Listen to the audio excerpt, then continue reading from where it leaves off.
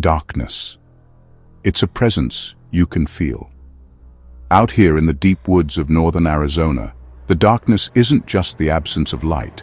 It's a living entity, a heavy blanket that smothers every sound, every thought, every ounce of courage you thought you had.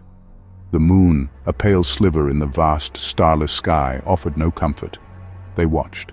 Before you can understand the terror that lurks in these woods, you must understand the legend. The Navajo people have a name for it, Yi-Nald-Lushi. It means, with it, he goes on all fours. But to the rest of us, the skinwalker, this is not a ghost. It's not a demon you can exorcise with prayer.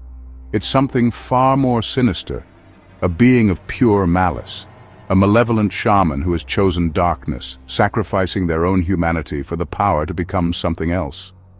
The most terrifying ability, the power to transform, to wear the skins of animals, wolf, coyote, bear. People ask me why I do this, why I walk into the darkest corners of the world alone. The answer is simple: to get raw, unfiltered evidence. When you're with a group, the energy is diffused, but when you are alone, you become a lightning rod. Every sound, every shadow, every subtle shift in the environment is directed at you. It's a high-stakes investigation, a direct confrontation between man and the unknown. This is how you get the most compelling proof. This is how you communicate with the other side. Tonight's mission was personal. There was no cell service. I brought my full-spectrum camera, my digital recorder, and an EMF meter. The first hour was a war of nerves. I started my first EVP session, my voice sounding unnaturally loud in the dead air. Is there anyone here with me? I would ask a question, then wait. The only sound was the frantic thumping of my own heart, a desperate drumbeat in the cathedral of the night. Then the silence broke, a single sharp crack that echoed through the woods like a gunshot. It came from my left, deep in the impenetrable wall of trees, but there was only silence once more, a calculated silence. It was letting me know it was there. It was telling me I was no longer alone.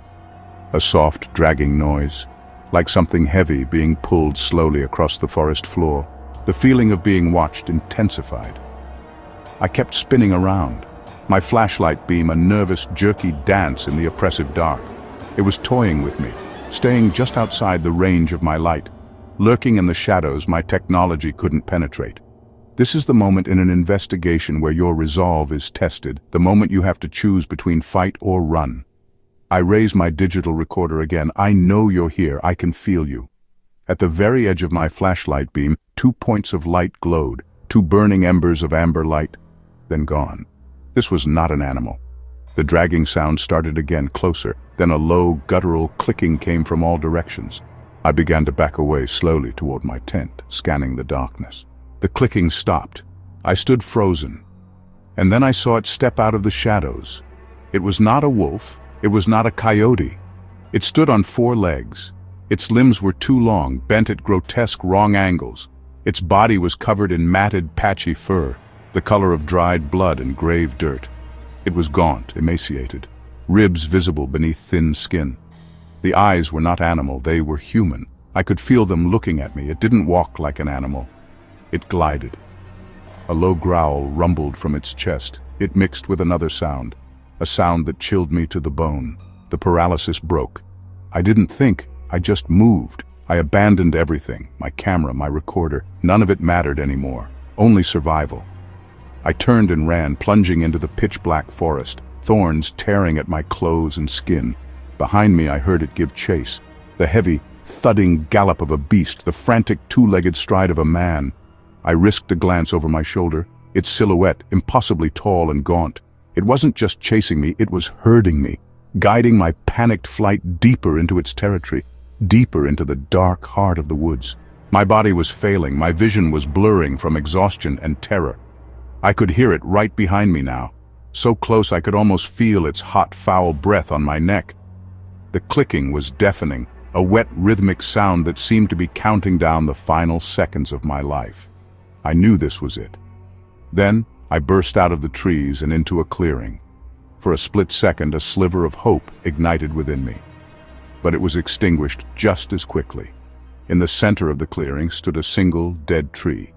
It stood on 2 legs now, a tall, skeletal mockery of a human form.